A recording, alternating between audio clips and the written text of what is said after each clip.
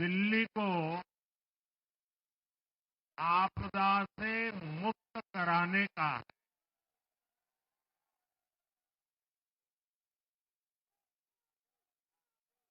साथियों, मैंने हर दिल्ली वासी के नाम एक पत्र भेजा और आप सबने हर परिवार में मेरा एक पत्र पहुंचाया था। और मैंने दिल्ली से प्रार्थना की थी कि 21वीं सदी में भाजपा को सेवा का अवसर दीजिए। दिल्ली को विकसित भारत की विकसित राजधानी बनाने के लिए भाजपा को मौका दीजिए। मैं दिल्ली के हर परिवारजन को मोदी की गारंटी पर भरोसा करने के लिए दिल्ली वासियों को सर झुका करके नमन करता हूं।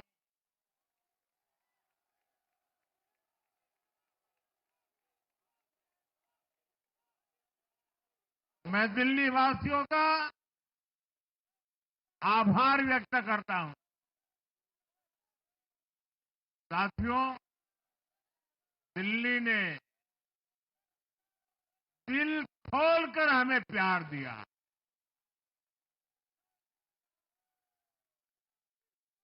और मैं दिल्ली वासियों को फिर से एक बार विश्वास दिलाता हूं। आपके इस प्यार को सवा गुना करके विकास के रूप में हम लौटाएंगे।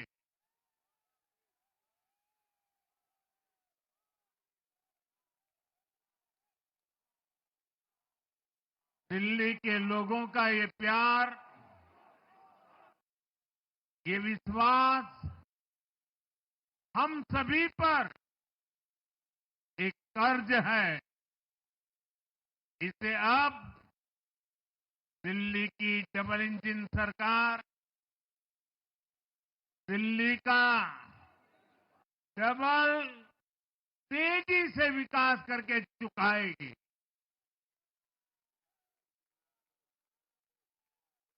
साथियों, आज की ये ऐतिहासिक विजय है। ये सामान्य विजय नहीं है। दिल्ली के लोगों ने आपदा को बाहर कर दिया। एक दशक की आपदा से दिल्ली मुक्त हुई।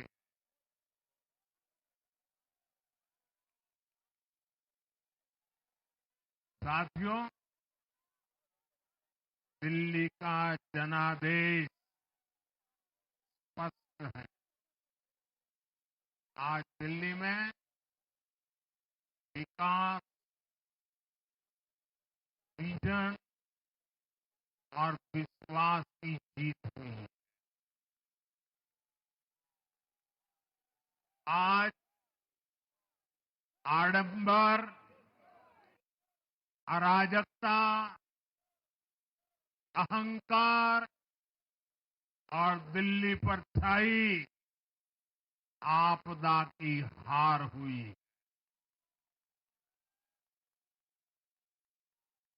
इस नतीजे में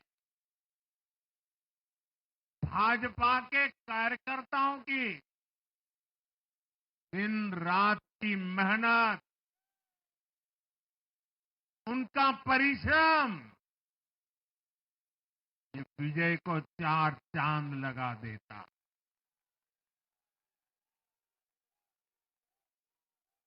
और आप सभी कार्यकर्ता इस विजय के हकदार हैं।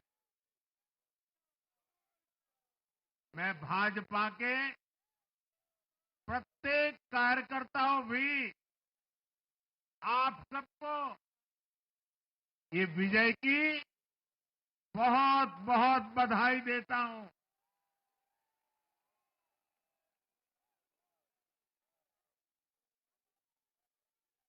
साथियों, आज दिल्ली की जनता ने साफ कर दिया है कि दिल्ली की असली मालिक सिर्फ और सिर्फ दिल्ली की जनता है।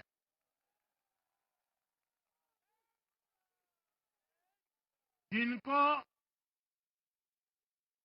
दिल्ली का मालिक होने का घमंड था,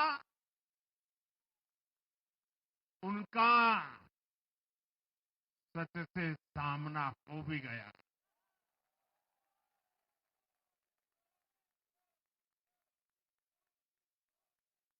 दिल्ली के जनादेश से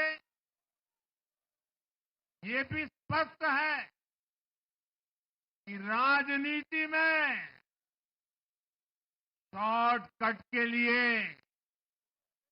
झूठ और फरेब के लिए कोई जगह नहीं है।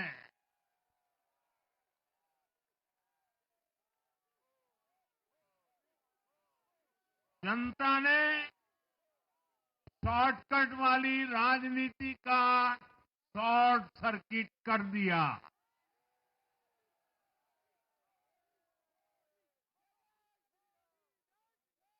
साथियों, दिल्ली के लोगों ने लोकसभा के चुनाव में मुझे कभी भी निराश नहीं की। 2014, 2019, 2024 तीनों चुनाव में दिल्ली के लोगों ने बीजेपी को 7 की 7 सीटों पर भव्य विजयी बनाया।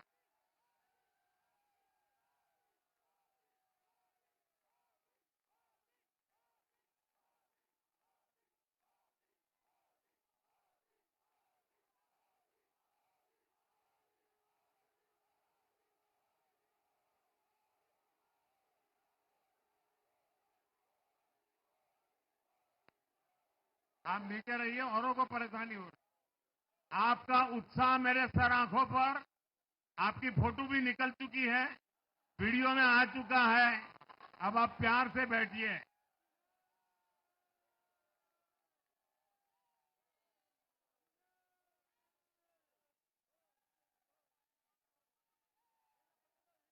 साथियों, 3 बार लोकसभा में 100% विजय दिलाने के बाद, लेकिन मैं देख रहा था देश भर के भाजपा कार्यकर्ताओं के और दिल्ली के कार्यकर्ताओं के मन में भी एक टीस थी, एक कसक थी। ये टीस दिल्ली की पूरी तरह से सेवा न कर पाने की थी। लेकिन आज दिल्ली ने हमारा वो आग्रह भी मान लिया। दिल्ली की युवा पीढ़ी 21वीं सदी में पैदा हुए साथी अब पहली बार दिल्ली में भाजपा का सुशासन देखेंगे।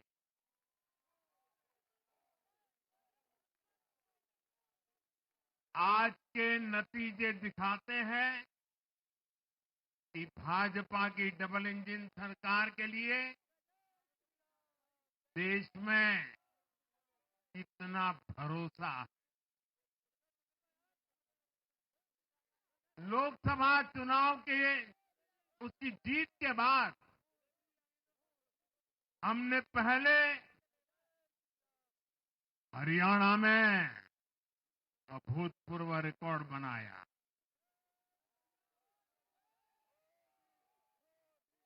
फिर महाराष्ट्र में नया रिकॉर्ड बनाया। अब दिल्ली में नया इतिहास रच गया है। साथियों, आज के नतीजों का एक और पक्ष भी है। ये हमारा दिल्ली सिर्फ एक शहर नहीं है, ये दिल्ली मिनी हिंदुस्तान है।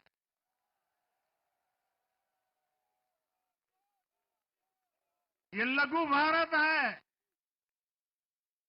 दिल्ली एक भारत श्रेष्ठ भारत के विचार को जीती है, जी जान से जीती है। दिल्ली में दक्षिण भारत के लोग भी हैं, दिल्ली में पश्चिम भारत के लोग भी हैं, दिल्ली में पूर्वी भारत के लोग भी हैं। एक तरह से दिल्ली विविधताओं से भरे भारत का लघु रूप है। और आज इसी विविधता वाली दिल्ली ने भाजपा को प्रचंड जनादेश का आशीर्वाद दिया।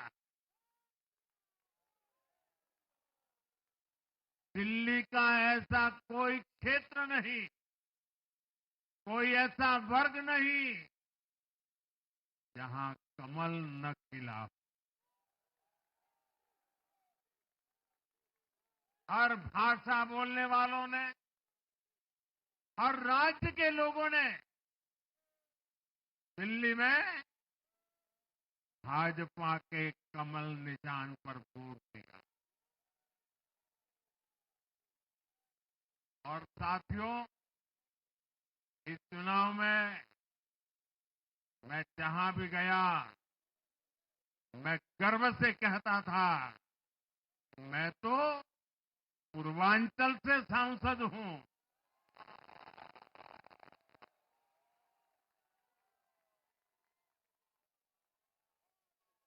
ये पूर्वांचल से मेरा अपनेपन का रिश्ता,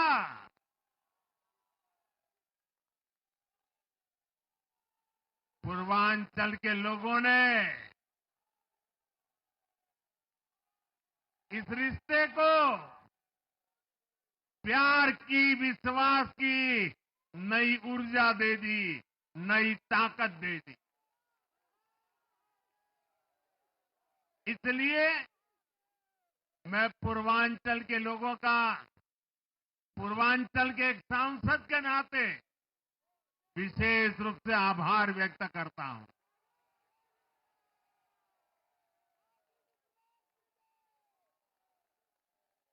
जब हर एक का साथ मिलता है तो हर दिल्ली वासियों को मेरी गारंटी है, सबका साथ, सबका विकास, पूरी दिल्ली का विकास। साथियों, दिल्ली के इस विजय उत्सव के साथ साथ आज अयोध्या के मिल्कीपुर में भी भाजपा को शानदार जीत मिली है।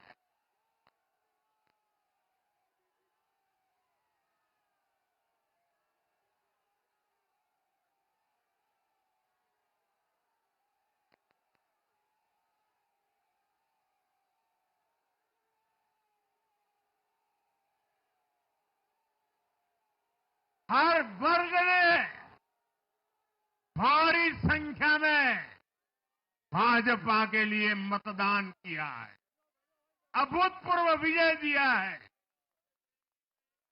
साथियों, आज देश तुष्टीकरण नहीं, बल्कि भाजपा के संतुष्टिकरण की पॉलिसी को चुन रहा है। साथियों, दिल्ली में धरना प्रदर्शन की राजनीति, टकराव और प्रशासनिक अनिश्चितता ने दिल्ली के लोगों का बहुत नुकसान किया।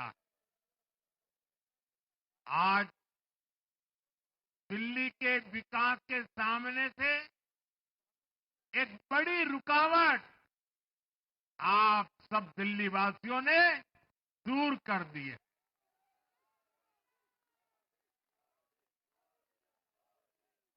सोचिए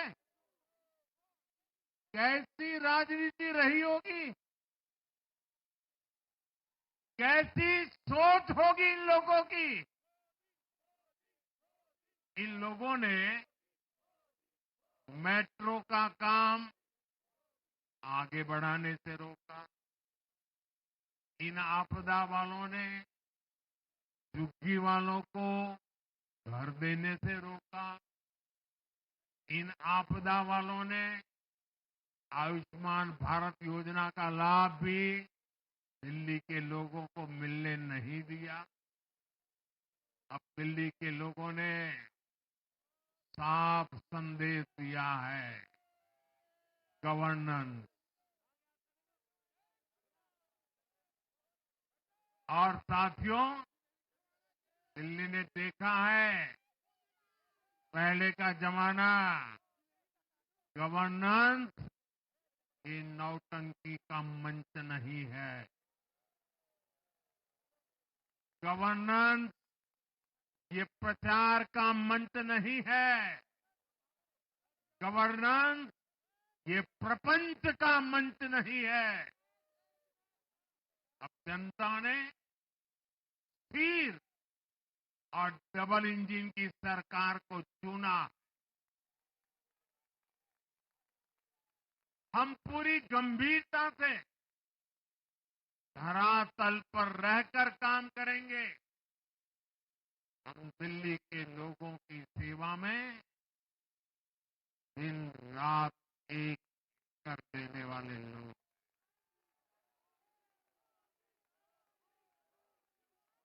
साथियों, पूरा देश जानता है कि जहां एनडीए है वहां सुशासन है, विकास है, विश्वास है।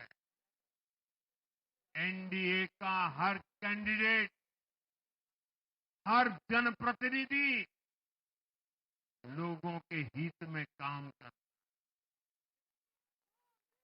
देश में एनडीए को जहां भी जनादेश मिला है, हमने उस राज्य को विकास की नई ऊंचाई पर पहुंचाया है। और इसलिए भाजपा को लगातार जीत मिल रही है। लोग हमारी सरकारों को दूसरी बार, तीसरी बार चुन रहे हैं। उत्तराखंड, हरियाणा, उत्तर प्रदेश, एमपी में, गुजरात, गोवा, महाराष्ट्र, बिहार में, असम, अरुणाचल, मणिपुर में, हर राज्य में हमें दोबारा सत्ता मिली है। साथियों, यहां दिल्ली के बगल में यूपी है। एक जमाने में उत्तर प्रदेश की कानून व्यवस्था कितनी बड़ी चुनौती थी और सबसे बड़ा चैलेंज नारी शक्ति के लिए होता था। यूपी में दिमागी बुखार का कहर बरसता था, लेकिन हमने इसका अंत करने के लिए संकल्पबद्ध होकर काम किया। आप याद करिए, महाराष्ट्र में हर साल सूखे के कारण हमारे अन्नदाताओं पर कितना बड़ा संकट आता था। लेकिन हमारी सरकार आने के बाद हमने जल युक्त शिविर जैसे अभियान चलाकर किसानों तक पानी पहुंचाया। हरियाणा में किसी को बिना खर्ची, बिना पर्ची के सरकारी नौकरी नहीं मिलती थी। लेकिन आज बीजेपी ने वहां सुशासन का नया मॉडल स्थापित कर रही है। पूर्वोत्तर में हमारी सरकारों ने वहां के लोगों को विकास की नई धारा से जोड़ा है। एक जमाना था जब गुजरात में पानी का इतना बड़ा संकट था, खेती किसानी मुश्किल थी। लेकिन आज वही गुजरात एग्रीकल्चर पावर हाउस बनकर उभरा है। आप याद करिए, नीतीश जी के पहले बिहार किस हालत में था। बिहार में नीतीश जी को अवसर मिला। बदलाव भी तभी आया जब एनडीए की सरकार आई। ऐसे ही आंध्र प्रदेश में चंद्रबाबू नायडू गारू ने अपना ट्रैक रिकॉर्ड साबित किया है। ये सारे उदाहरण बताते हैं कि एनडीए यानी विकास की गारंटी। एनडीए यानी सुशासन की गारंटी। साथियों, सुशासन का लाभ गरीब को भी होता है और मिडिल क्लास को भी होता है। इस बार दिल्ली में गरीब, झुग्गी में रहने वाले मेरे भाई बहन, हमारे मिडिल क्लास ने भाजपा को जबरदस्त समर्थन दिया है। चाहे कोई भी प्रोफेशन हो, हर वर्ग के बहुत सारे प्रोफेशनल्स हमारी पार्टी में काम कर रहे हैं। और इसका सबसे बड़ा कारण यह है कि हमारी पार्टी ने हमेशा मिडिल क्लास को अपनी प्राथमिकता पर रखा है। यही दिल्ली में हमने सबसे पहले मेट्रो का काम शुरू किया। हमने अन्य शहरों में एयरपोर्ट, मेट्रो और अर्बन डेवलपमेंट के प्रोजेक्ट पर काम किया। हमारी योजनाओं में बहुत ज्यादा फायदा मिडिल क्लास को मिलता है। स्टार्टअप इंडिया जैसे अभियानों के कारण छोटे शहरों के लोग अपने सपनों को पूरा कर रहे हैं। आयुष्मान भारत और जन औषधि केंद्रों के कारण देश के करोड़ों लोगों को अच्छी स्वास्थ्य सुविधाएं मिल रही है। साथियों, देश की नारी शक्ति का आशीर्वाद हमारा सबसे बड़ा रक्षा कवच है।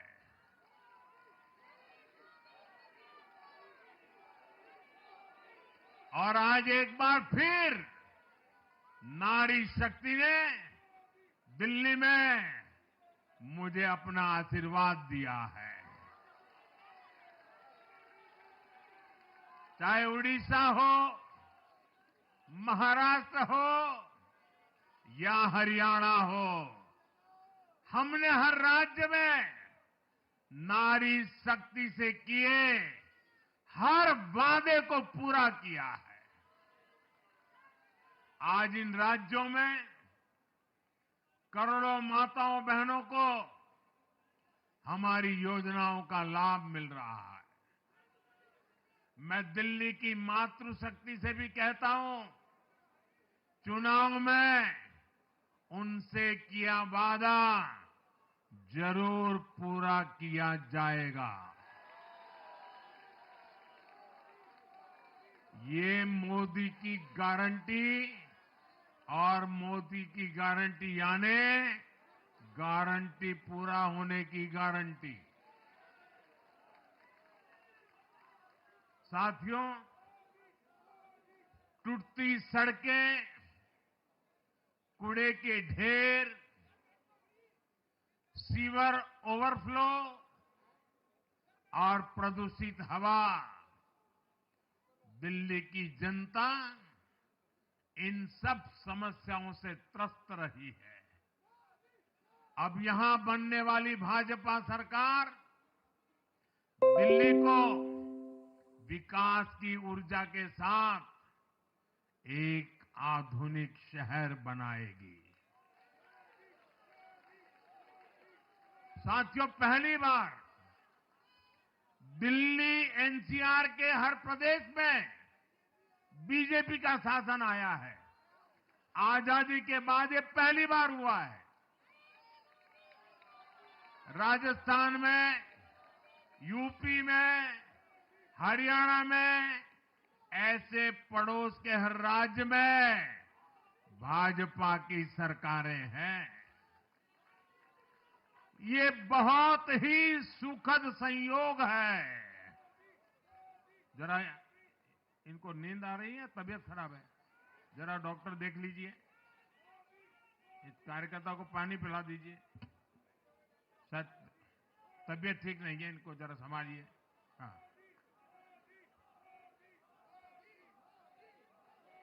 नहीं वो थोड़े अनईजी लग रहे हैं। हाँ, पानी पिलाइए, थोड़े अनईजी लग रहे हैं।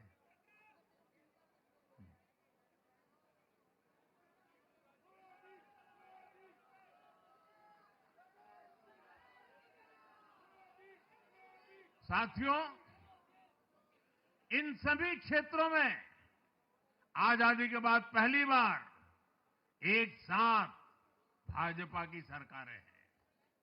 इस एक संयोग से दिल्ली और पूरे एनसीआर में तरक्की के अनगिनत रास्ते खुलने जा रहे हैं। हमारी कोशिश होगी कि आने वाले समय में इस पूरे क्षेत्र में मोबिलिटी और इंफ्रास्ट्रक्चर पर ढेर सारा काम हो और इस क्षेत्र के नौजवानों को भी तरक्की के नए नए अवसर मिले। साथियों, हम देख रहे हैं आज देश तेजी से शहरीकरण की ओर बढ़ रहा है। पहले के समय की सरकारों ने शहरीकरण को बोझ माना, इसे चुनौती समझा। उन लोगों ने शहरों को सिर्फ पर्सनल वेल्थ कमाने का जरिया बना दिया। लेकिन मेरा मानना है, अर्बनाइजेशन एक अपॉर्चुनिटी है।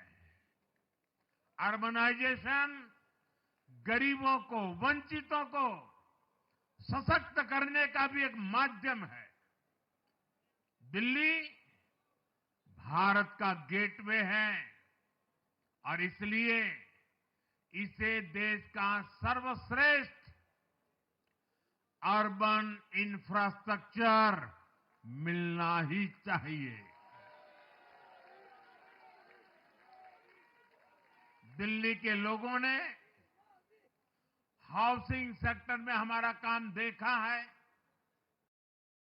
साथियों, दिल्ली का जनादेश विकास के साथ ही विरासत की समृद्धि के लिए भी है। गंगे च यमुने चैव गोदावरी सरस्वती कावेरी नर्मदे सिंधु, ये भारत का सांस्कृतिक और आध्यात्मिक उद्घोष है।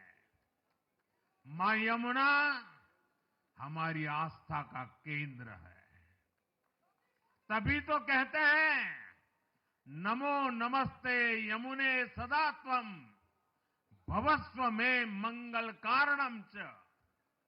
हम लोग हमारा सदा मंगल करने वाली यमुना देवी को नमस्कार करते हैं, लेकिन उसी यमुना जी की इन लोगों ने कैसी दुर्दशा कर दी। दिल्ली का तो अस्तित्व ही मां यमुना जी की गोद में पनपा है। दिल्ली के लोग यमुना जी की इस पीड़ा को देखकर कितना आहत होते रहे हैं, लेकिन दिल्ली की आपदा ने इस आस्था का अपमान किया। दिल्ली की आपदा ने लोगों की भावनाओं को, उनकी आस्था को पैरों तले कुचल दिया। अपनी नाकामी के लिए हरियाणा के लोगों पर इतना बड़ा आरोप लगा दिया। साथियों, मैंने चुनाव प्रचार के दौरान संकल्प लिया है कि यमुना जी को हम दिल्ली शहर की पहचान बनाएंगे।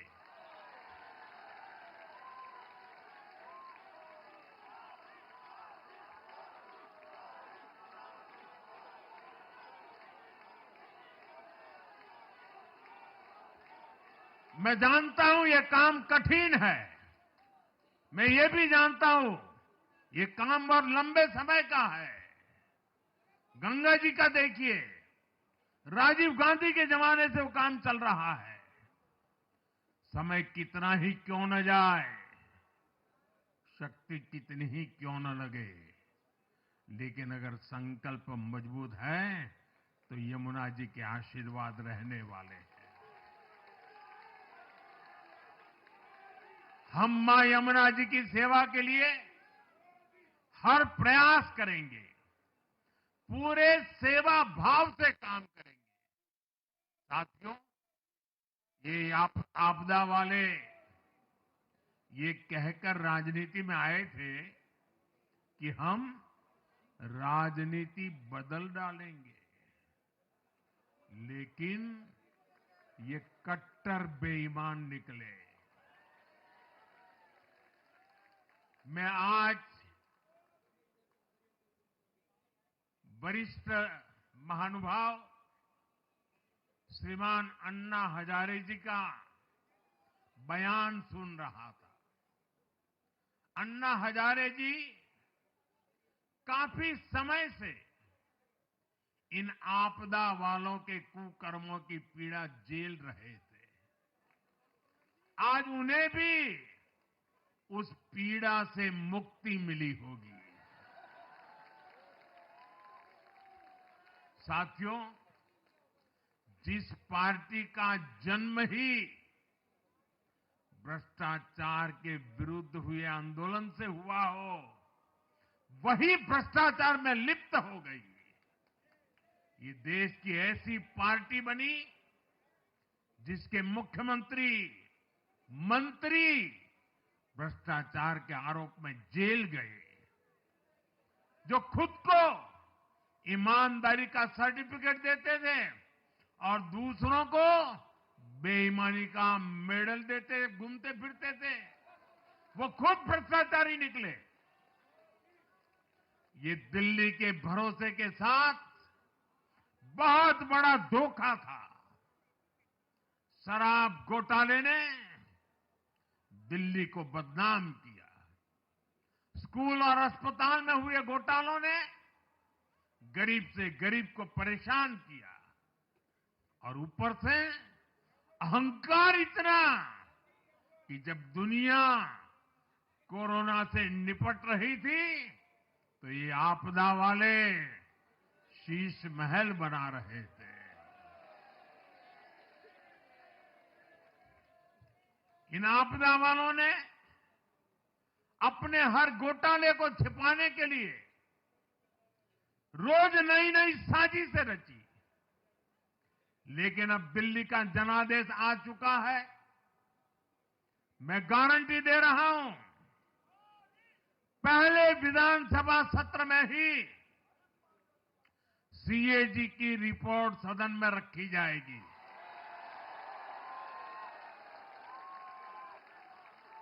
भ्रष्टाचार के हर तार की जांच होगी और जिसने भी लूटा है उसको लौटाना पड़ेगा।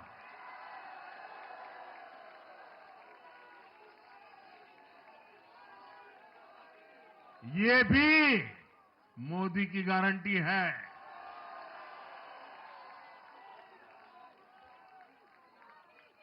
साथियों, आज जनता ने फिर एक बार कांग्रेस को कड़ा संदेश दिया है। दिल्ली के चुनाव में कांग्रेस ने 0 की डबल हैट्रिक लगाई है। देश की राजधानी में देश की सबसे पुरानी पार्टी का लगातार दिल्ली में 6 बार से खाता नहीं खुल रहा है और ये लोग खुद को पराजय का गोल्ड मेडल देते फिर रहे हैं। सच्चाई ये है कि कांग्रेस पर देश बिल्कुल भरोसा करने के लिए तैयार नहीं है। पिछली बार मैंने कहा था कि कांग्रेस एक परजीवी पार्टी बन चुकी है। ये खुद तो डूबती है, अपने साथियों को भी डुबोती है। साथियों, कांग्रेस एक के बाद एक अपने सहयोगियों को खत्म कर रही है और इनका तरीका भी बड़ा मजेदार है। आज की कांग्रेस अपने सहयोगों की जो भाषा है, जो उनके एजेंडा है, उसी को चुराने में लगी हुई है। उनके मुद्दे चुराती है, फिर उनके वोट बैंक में सेंध मारती है। यूपी में कांग्रेस उस वोट बैंक को छीनने की कोशिश कर रही है जिस पर समाजवादी पार्टी और बीएसपी अपना हक मानती थी। मुलायम सिंह जी इसको बराबर समझ गए थे। इसी तरह तमिलनाडु में कांग्रेस आज डीएमके की भाषा डबल जोर से बोलती है। उनको डीएमके के वोटर को लुभाना करके खुद की हैसियत बनानी है। बिहार में भी ये कांग्रेस ही है जो जातिवाद का जहर फैलाकर अपनी सहयोगी आरजेडी का जो पेटेंट है उसी जमीन को खाने में जुट गई है। ठीक ऐसा ही हाल जम्मू कश्मीर, बंगाल में भी कांग्रेस ने अपने सहयोगियों का किया है। अब आज दिल्ली में भी साफ हो गया कि जो भी कांग्रेस का हाथ एक बार थामता है उसका बंटाधार होना तय हो जाता है।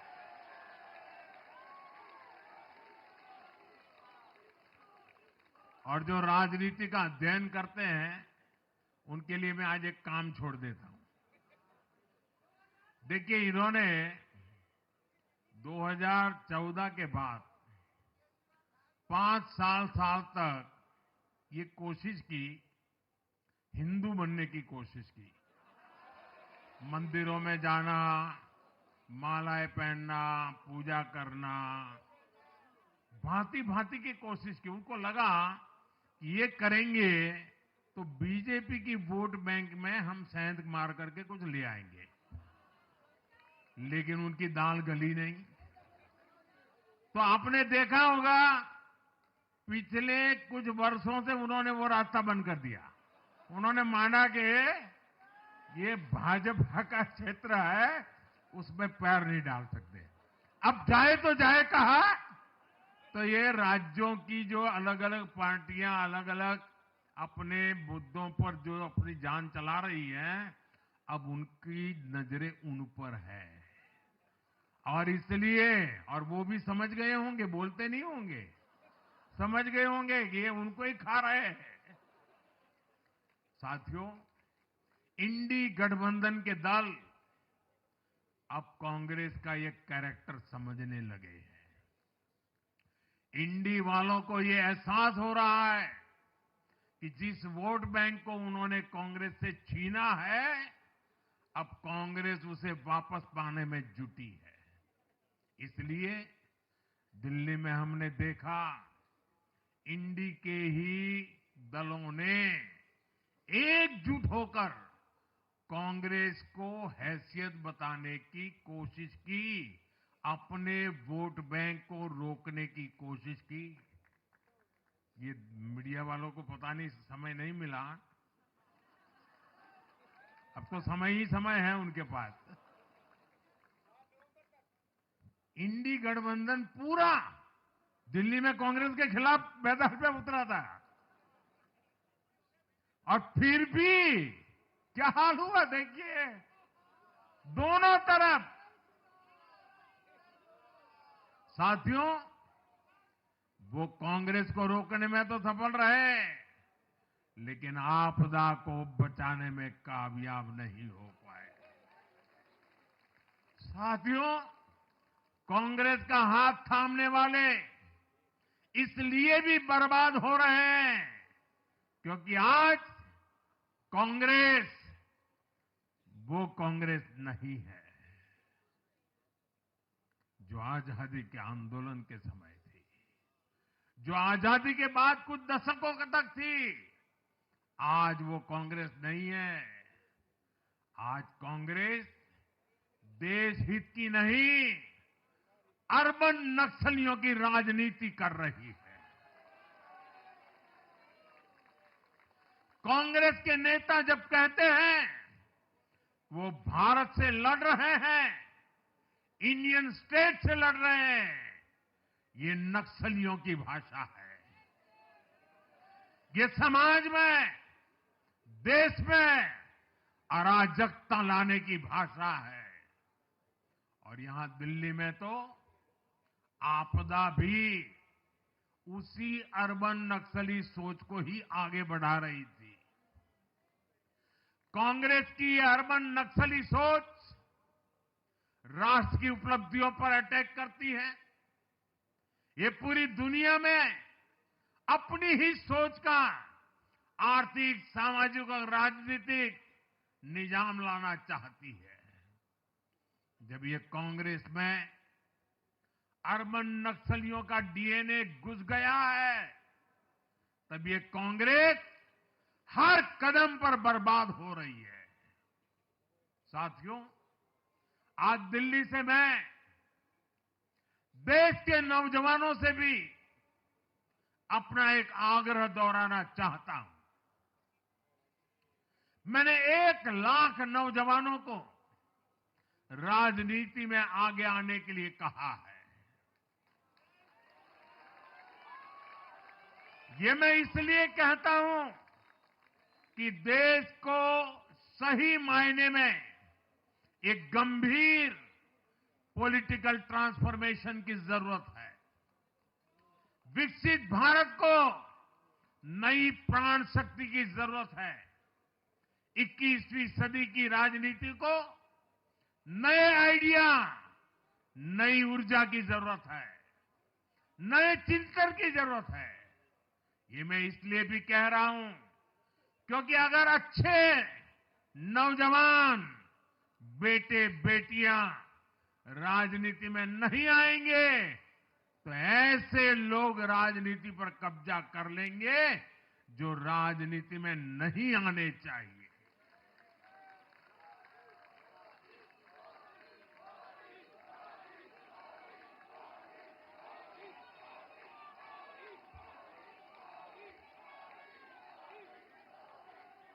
साथियों, सफलता असफलता अपनी जगह पर है, लेकिन देश को धूर्तता और मूर्खता की राजनीति नहीं चाहिए।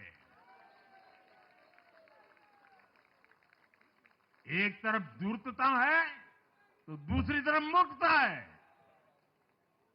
देश का तेजस्वी युवा अगर राजनीति में नहीं आएगा तो देश धूर्तता और मूर्खता की राजनीति में फंस जाएगा।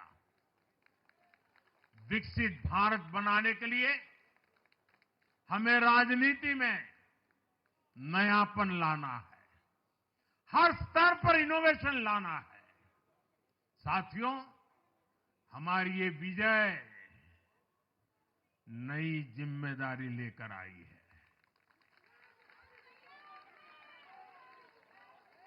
भाजपा रिफॉर्म और परफॉर्म की गारंटी देती है, और जब इसमें हर दिल्ली वासी जुड़ जाएगा तो ट्रांसफॉर्मेशन और तेज गति से आएगा। हमें दिल्ली के विकास के लिए मिलकर काम करना है। हम कंधे से कंधा मिलाकर चलेंगे।